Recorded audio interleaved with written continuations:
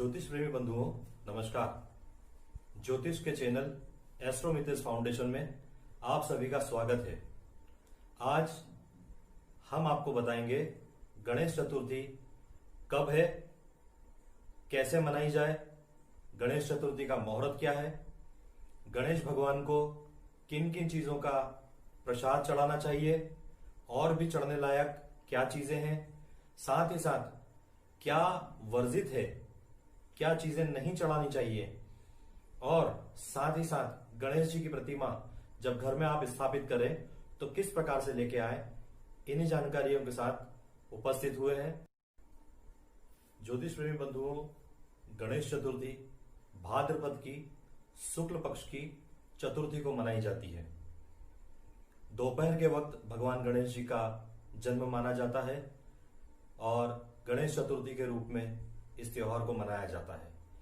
गणेश जी स्थापित करने के शुभ मुहूर्त प्रातः 11:03 से 1:34 तक है। सवेरे कोई मुहूर्त नहीं है। वैसे चौकड़िया देख के मुहूर्त बनाया जा सकता है, लेकिन अत्यंत शुभ मुहूर्त 11:03 से दोपहर के 1:34 तक है। आप सभी इस शुभ मुहूर्त में अपने घर गणेश जी की प्रतिमा को विराजमान कर सकते हैं। दोस्तों, हम सबसे पहले ये बताएंगे कि आप गणेश जी जब बाजार से लेने जाएं और उन्हें निवेदन करके घर लेके आएं तो गणेश जी की प्रतिमा किस प्रकार से होना चाहिए। सबसे पहले कोरोना काल चल रहा है, हम इस बात का विशेष ध्यान रखेंगे। बाजार में, मार्केट में जाते समय सोशल डिस्टेंस और मास्क का अति आवश्यक रूप से ध्यान रखेंगे। गणेश जी की प्रतिमा इको फ्रेंडली होना चाहिए, मिट्टी की बनी हुई हो, हायर केमिकल नहीं हो।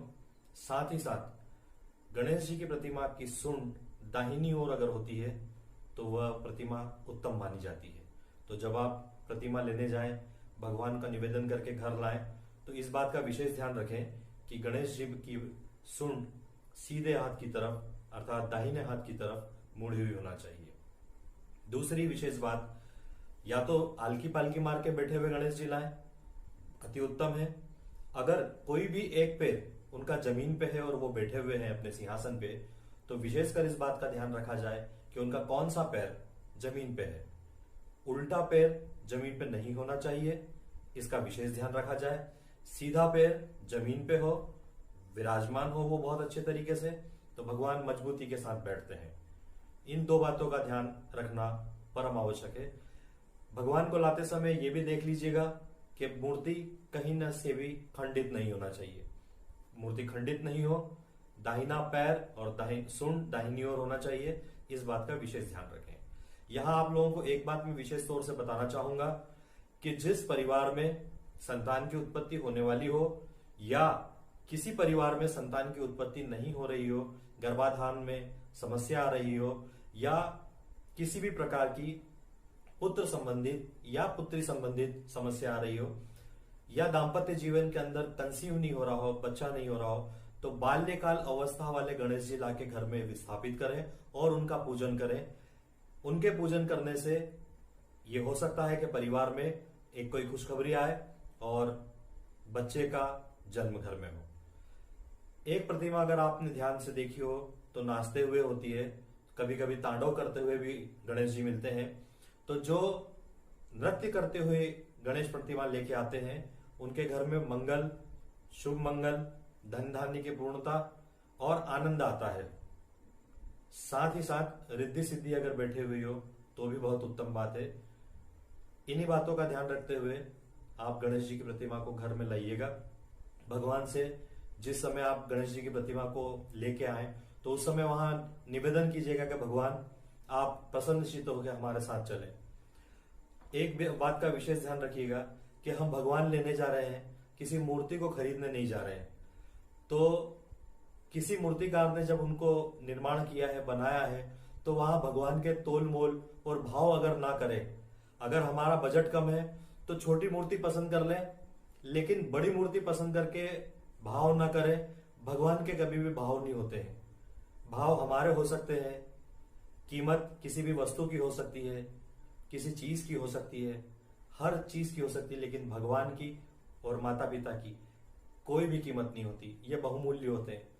तो जिन लोगों के पास में रुपया है उन लोगों से मेरा यह निवेदन रहेगा कि भगवान जैसे लाना चाहे वैसे लाएं, लेकिन जो भगवान बनाने वाले ने, भगवान को जिन्होंने बनाया है, जो मूर्तिकार है, उन्होंने जो रुपए बोले आपको, उस पे भी 1 रुपया आप अगर ऊपर दे देंगे तो वो बनाने वाला बहुत खुश हो जाएगा।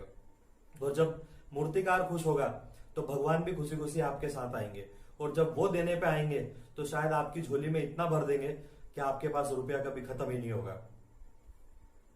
प्रिय मित्रों, हम आपको यह भी बताना चाहेंगे कि गणेश चतुर्थी के दिन चंद्रमा के दर्शन वर्जित रहते हैं। एक विशेष मुहूर्त में चंद्रमा के दर्शन वर्जित है। चंद्रमा के दर्शन करने से दोष लगता है, चंद्र दोष लगता है, और इसका हम आपको समय भी बताएंगे कि किस समय चंद्रमा के दर्शन न किए जाएं।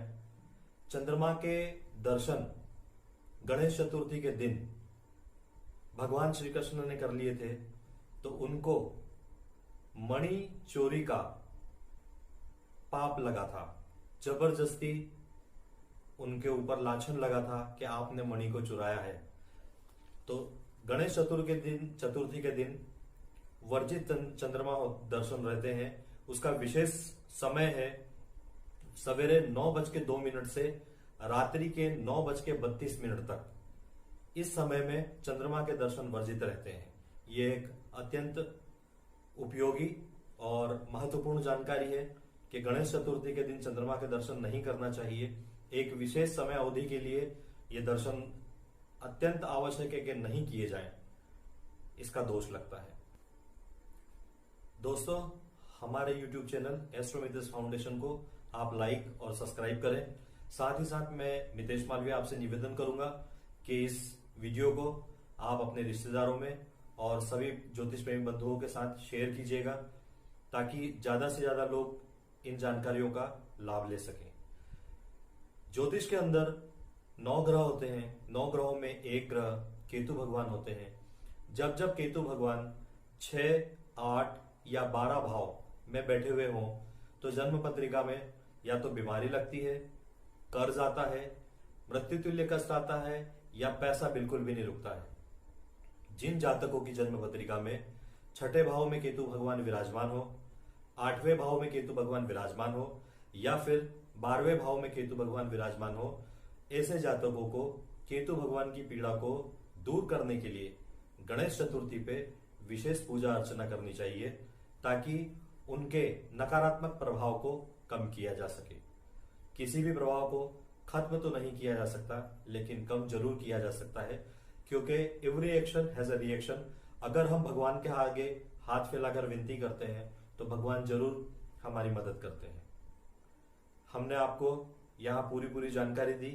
गणेश पूजन का मुहूर्त, भगवान की मूर्ति कैसी होना चाहिए, भगवान को क्या पसंद है, साथ ही क्या पसंद नहीं है, चंद्र दर्शन कब करना है, कब नहीं करना है, विशेषकर दर्शन वर्जित है उसका समय भी हमने बताया। आपको ये सारी जानकारियां बहुत पसंद आई होगी। धन्यवाद, आपने हमें समय दिया।